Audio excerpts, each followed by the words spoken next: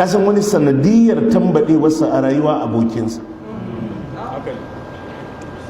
aboki. Annabi ya kwatanta ta'asirin aboki na kwarai da na banza, da mai sai da turare da mai zuga-zuga. Annabi ya ce idan abokinka mai sai da turare ne, ɗayan ukun nan zai faru, ko dai idan ya zo ya san maka ka shafa, kaga wannan kuma al'adarsu ne, kaga ko ba ka da kuɗi za ka ɗana.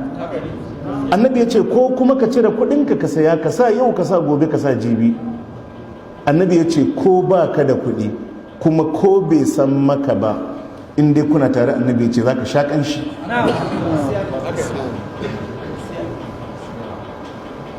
Alaƙa da mutanen kirki kenan, ka yi ƙoƙari ka cusa kanka. Wani laifin alaƙarka da su ne zai zama maka tarnaƙi, ba za ka iya ba. Haka ne ko ba haka ba? Haka ne. Ko za ka yi laifin, in kana tare da mutanen kirki, laifin wahalansa zai ƙaru. Kana tare da mutanen kirki, ka kunna sigarin ka ne ka sha a wajen? Kaga dole sai ka je ka buya, in za ka fito sai ka fesa turare, sai ka yi kaza, ka yi kaza. To kaga ka ƙara ma kanka ɗawainiyar da zai taimake ka ji sauƙin bari. Gaskiya ne. Annabi ya ce to wadda kuma yake alaƙa da mutanen banza kamar wadda yake alaƙa ne da mai zuga-zugi, yana hurawa, gawayi na tashi, tartsatsin wuta na tashi.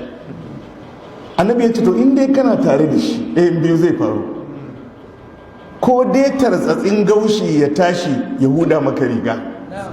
Annabi ya ce ko ba a koda ma riga ba za ka tashi da warin hayaki, kaga an barbare ka kenan. Annabi ya ce la tusahib illa mu'minan, karka yadda kai aboki sai da mumini, mutumin kirki.